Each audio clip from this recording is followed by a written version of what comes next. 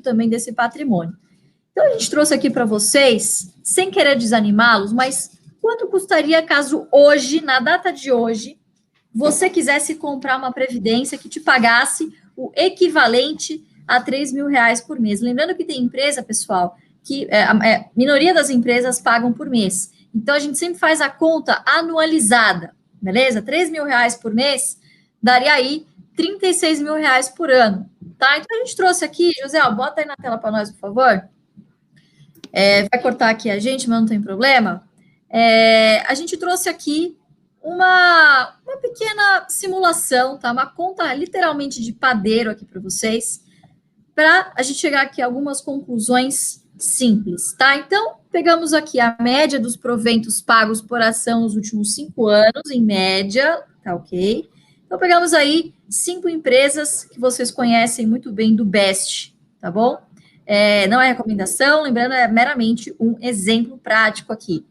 E a gente chegou primeiro no cálculo de meta em ações. Então, qual que é o cálculo aqui? Bom, quanto que eu quero ter por ano, no caso 36 mil, dividido pela média dos proventos, ok? 91 centavos, R$2 na BB Seguridade, 2,27 na transmissão, 0,95 na Tietê e 0,73 na Itaúsa. Na transmissora, pessoal, a gente excluiu, tá? A gente fez um ajuste aí, porque ano passado ela distribuiu um super excedente, um super dividendo, então, para não destoar muito das contas, a gente acabou excluindo aí esse efeito extraordinário, beleza? Então, basicamente, o investimento total hoje, considerando essa meta em ações, para vocês receberem o equivalente a R$3.000 de dividendo, está aí na tela, ó, nessa quarta coluna.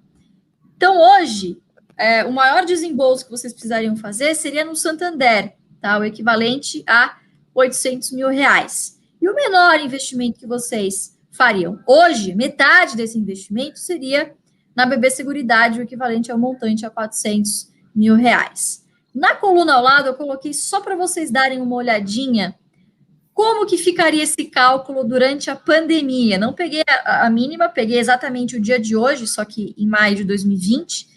Vejam só a diferença. E aqui quero chegar a algumas conclusões com vocês.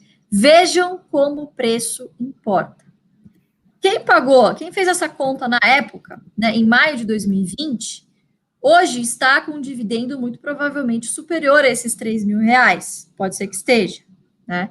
O yield on cost, ele é muito superior, porque os preços pagos foram também muito menores. Tá? Então, primeiro ponto, preço importa. Segundo tema aqui, vejam só como tem algumas empresas, quanta diferença, né? Principalmente aqui no Santander. E o destaque aqui para BB Seguridade, que, inclusive, vocês precisariam aportar menos hoje do que precisariam no mesmo período do que o ano passado, tá? Joe, pode tirar aqui da nossa frente? Então, basicamente, é uma tabelinha para vocês entenderem, tá? Esse desembolso, ele é à vista. Pô, mas eu não tenho R$400.000 à vista, Lu? Eu também não, pessoal. É por isso que o nosso foco é lá na frente. Né, Fabiel? Lembra o que o Márcio te disse? Porra, não tem 100 mil? O que você faz? Corta o bendito zero. Vamos para 10, né? É isso aí. Não tem 10 mil. Eu fui terminar em R$1, mais ou menos. Eu fui cortando muitos zeros aí. Até o Márcio Você era trader na época. Era trader. Então, basicamente é isso, pessoal. Não é para desanimar ninguém, mas é para mostrar para vocês que não é impossível. Lembrando que aqui a gente não colocou as capitalizações, ou seja, a gente não fez a conta aqui do juro composto, né? Então, é possível vocês chegarem nessa soma, né? Obviamente, depende do valor que vocês vão aportar, né? E aí, vocês podem fazer a conta, dividir por 6, tá? por 12, para chegar aí no montante que vocês precisariam aportar por mês, tá? Mas é para mostrar para vocês que é possível se vocês diluírem isso no longo prazo, principalmente se vocês usarem aí a bola de neve nesse início para reinvestir os dividendos.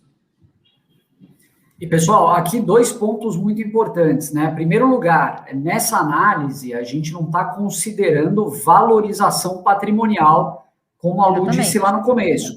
Então, não quer dizer que o seu retorno de 6% vai ser o seu retorno anual eterno. Isso não é verdade. Primeiro, porque os dividendos tendem a crescer e segundo, porque as ações tendem a valorizar. Eu fiz uma simulaçãozinha super rápida aqui também para vocês, para ficar muito claro qual que é o poder do dividendo à medida que o yield vai aumentando, né? Então, se você entrar numa ação a 6% de yield, ela vai representar uma renda mensal para você. Agora, a gente sabe que muitas vezes você entrou numa ação que está pagando 6% nesse ano, mas no ano seguinte, em função do preço que você pagou, o dividendo vai representar 8%, 10%, muitas vezes muito mais. A gente tem vários exemplos da própria pandemia no ano passado, no fundo do poço da pandemia, a gente comprou algumas ações ali que valorizaram, mas o dividendo também cresceu muito desde então. Então, o yield aumentou muito. Pessoal, só para vocês terem uma ideia, né? Baseado no que a Lu está falando, que ela estava falando agora há pouco, para você ter R$3.000 por mês de renda, isso equivale a uma renda anual de R$36.000 ao ano, uma renda anual. Para você ter esses R$36.000 com 6% de yield, você teria que fazer um aporte de R$600.000. À medida que o yield vai subindo, a necessidade de aporte vai diminuindo. Então, com um yield de 7%, esse aporte já cairia para 514 mil. Um yield de 8%, 450 mil. 9%, 400 mil. E 10%, 360 mil. Então, você não precisa necessariamente se preocupar em buscar quais são os maiores yields. Mas você pode muito bem começar no yield de 6% e olhar aquelas empresas que têm a perspectiva de crescimento no lucro e crescimento no dividendo. Porque isso, no final do dia, vai contribuir e muito para você atingir essa meta numa velocidade muito maior, não é, pessoal? A gente pode dar um exemplo prático aqui, né? Tem muita gente comentando da bendita Taesa aqui, talvez ela seja um belo exemplo, porque ela é muito, assim, retilínea nesse sentido, né? Retilínea não, ela é muito, digamos assim, ela é uma geradora de caixa e pagadora de dividendos desde que conhecemos por empresa, porque está num setor bem resiliente. Pessoa que pegou, inclusive no JBI, no Jeito Barça de investir, ela é um belo exemplo, né? Pessoa que pegou há 5 anos atrás, pegou a R$20, ela pagava cerca de R$2 de dividendo. Ano passado ela pagou R$4,66 de dividendo. Tá? Então, claro que isso é uma coisa que não é algo assim tão recorrente, mas o dividendo tem aumentado. Obviamente, isso não é uma recomendação de compra, mas é para você ver como funciona, né? Lá atrás você comprava 20, hoje custa R$39, R$40, ela está pagando R$4,66 de dividendo. Pagou ano passado. Esse ano, provavelmente, alguma coisa nesse sentido. Então, isso que o Felipe falou e a Lu falou também. O que eles falaram é algo assim que acontece na prática mesmo, né? Quanto mais o tempo passa, se você está aliado a uma boa empresa, especialmente se ela estiver passando de repente por alguma tormenta, mas você ficar por vários ciclos, vários tempos comprando essas empresas, você tende a aumentar isso de forma exponencialmente. Lembrem-se, as empresas são organismos vivos, elas estão lá para dar lucro, para gerar lucro para o seu acionista. Então, se você está com essa ação, se você está com essa empresa em carteira, saiba que se ela estiver enquadrada nos setores que a gente defende, que são os best, se você estiver seguindo a metodologia do AGF, muito provavelmente, com o passar do tempo, ela vai te remunerar muito mais dividendos. Exemplo prático aí, a Itaúsa, se eu não me engano, tá? De cabeça isso, porque eu tenho muito tempo a Itaúsa já. Há 15 anos atrás, ela pagava 6, 7 centavos de dividendo. Em 2019, ela chegou a pagar R$1,19 de dividendos.